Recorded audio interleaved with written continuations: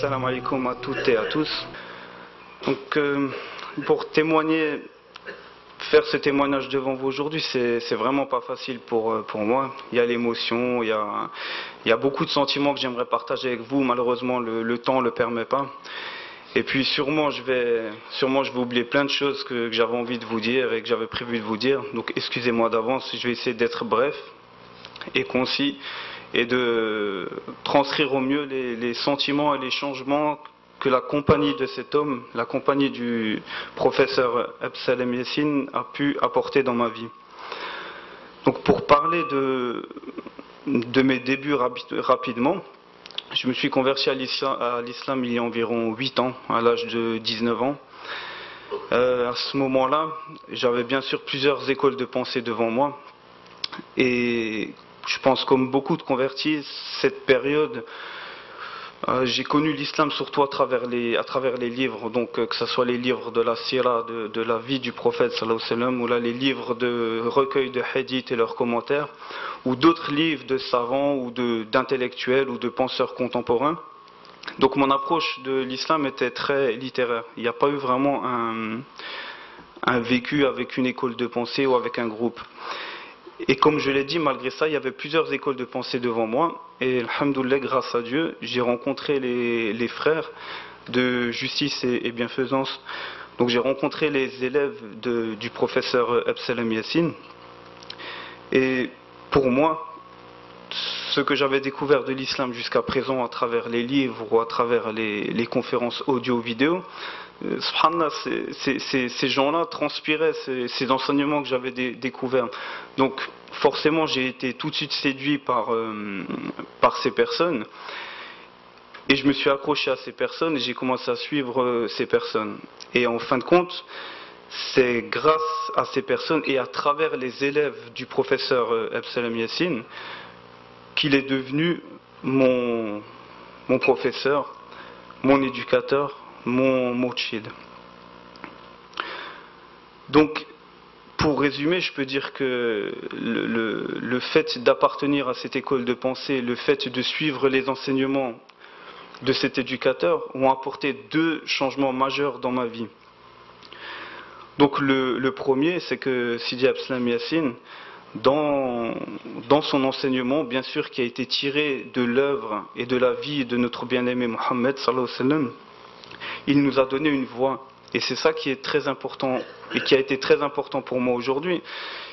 Et dans ma vie, depuis que je suis cet homme-là, il m'a donné une voie de cheminement vers Dieu. Il m'a donné un chemin de retour vers Dieu, un chemin pour, bien sûr, je ne prétends pas y être arrivé, mais du moins un chemin pour atteindre la proximité divine, un chemin pour venir au repentir et pour venir à la miséricorde de Dieu, et un chemin qui nous permet aujourd'hui de découvrir l'amour du prophète sallallahu alayhi wa sallam et d'aimer le prophète comme les compagnons ou les pieux l'ont aimé.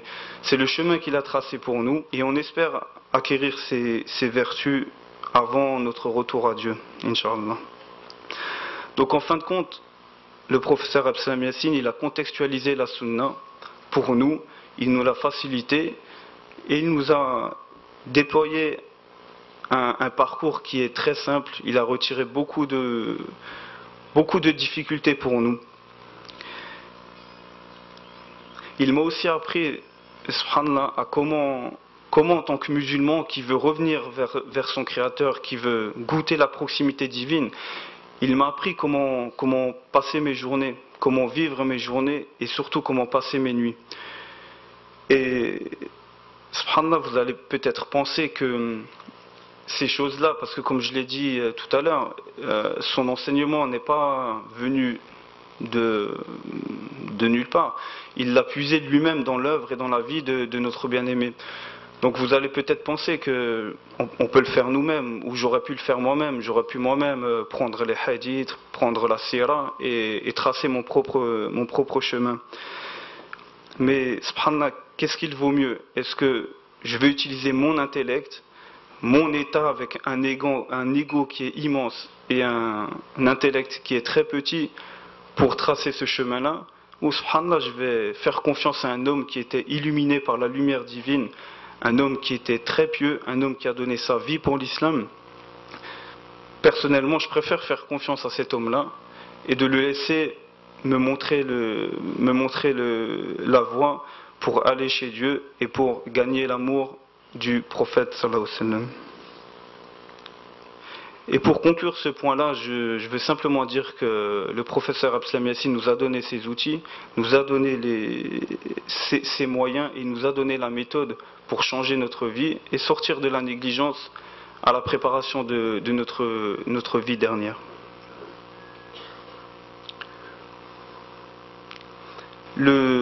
La deuxième chose que le professeur et l'éducateur Abdeslam Yassine m'a donnée, et peut-être qui est la plus significative pour moi, celle qui a apporté un réel changement dans ma vie, c'est qu'il m'a donné, subhanallah, des frères et des sœurs qui ont le même souci que moi aujourd'hui, c'est-à-dire la préparation de la vie dernière avec nos faiblesses, avec nos baisses de foi et tout ce qui s'ensuit, mais du moins cet objectif, on essaye de le laisser central dans nos vies. Et en fin de compte, ces frères et ces sœurs qui sont souvent à l'origine de votre présence ce soir, qui sont souvent à l'origine de vos invitations, c'est une des choses qui a réellement changé ma vie. Parce que l'un des enseignements primordiaux du mosché Abdeslam Yassine, c'était simplement que celui qui veut prendre la voie du cheminement vers Dieu, celui qui veut se rapprocher de Dieu, tout seul, il n'ira nulle part. C'est une utopie de penser que moi aujourd'hui tout seul, dans mon coin, je peux sortir mes livres, je peux sortir ma connaissance intellectuelle et je vais devenir un homme pieux, un homme proche de Dieu. C'était un de ses enseignements principaux, rester entre frères et sœurs. En fin de compte, le groupe, le fait de s'entraider, le fait de se prendre par la main et de rentrer tous ensemble sur ce chemin, c'est ça la solution qu'il nous a proposée. Donc pour résumer, il nous a encouragés fortement à concevoir autour de nous une bonne compagnie. Rester avec les gens qui ont la même aspiration que nous. Et comme je vous l'ai dit, ça a été un des changements majeurs. C'est qu'aujourd'hui, si je tombe dans le gouffre, si je tombe dans un trou, si ma foi dégringole et que je me sens loin de Dieu, ben je sais qu'il y a mes frères et mes sœurs qui me tendent la main et qui m'aident à me relever. Et les élèves du professeur Abdeslam Yassine ou d'autres personnes, mais du moins c'était une notion primordiale dans son éducation. Comme le frère vous l'a dit, j'ai eu l'immense honneur et l'occasion de le visiter une fois. Donc c'était en août 2008. Et subhanallah, ces paroles-là venant de ces gens, ça m'a rappelé ma visite chez lui. Donc comme je l'ai dit, c'est en été le mois d'août. On a eu l'occasion de le visiter chez lui à la maison. On était 4 personnes. Donc c'était dans une ambiance très intime, très familiale. Et moi, subhanallah, avant d'aller chez lui, donc en fin de compte, qu'est-ce que je connaissais du professeur Abdeslam Yassine? Je connaissais ses écrits, du moins ce que j'ai réussi à saisir et à comprendre de ses écrits. Je le connaissais à travers des vidéos, je le connaissais à travers des conférences, je le connaissais à travers les dires de mes frères et de mes sœurs, ou d'autres personnes, mais ça s'arrêtait là. Mais je savais que, enfin, à travers ses bouquins ou autres, je savais que sa pensée, son intellect était tellement au-dessus de moi que je me suis dit, mais en fin de compte, je vais aller le visiter, mais en quoi ça va me profiter, à quoi ça va me servir? Moi, franchement, j'avais un peu peur en arrivant là-bas, en me disant, mais il va peut-être me parler d'une chose, moi, je connais rien, il va m'énoncer un nom d'un compagnon ou un nom d'un savant ou un domaine qui me dépasse totalement. En fin de compte, je vais avoir honte devant lui, je saurais pas quoi répondre. Et quelles paroles on peut échanger avec un homme de cette envergure, à mon niveau? Du moins, c'était les craintes que j'avais en rentrant chez lui. Donc, cependant, on est arrivé chez lui, il nous a accueillis au fond de son jardin, dans une petite cabane où il restait souvent pour lire ou pour faire d'autres choses. Et à ce moment-là, donc on s'est assis, et la première chose qui m'a marqué, on n'a pas été dans un contexte de prof à élève. Un professeur devant nous et nous on est alignés derrière lui. Il n'a pas voulu cette disposition-là, donc on s'est mis en cercle autour de lui. Et la première chose qu'il a fait, c'est s'intéresser à nous. Donc, mon frère, qui tu es, comment tu t'appelles, qu'est-ce que tu fais dans la vie. Et cependant, il y avait un frère avec moi qui qui étudiait les sciences sociales, donc l'aide aux personnes. Quand il a appris ça, il était très content. Pour lui, c'était très, très bien d'étudier ce genre de pratiquer ce genre d'études pour aider les gens.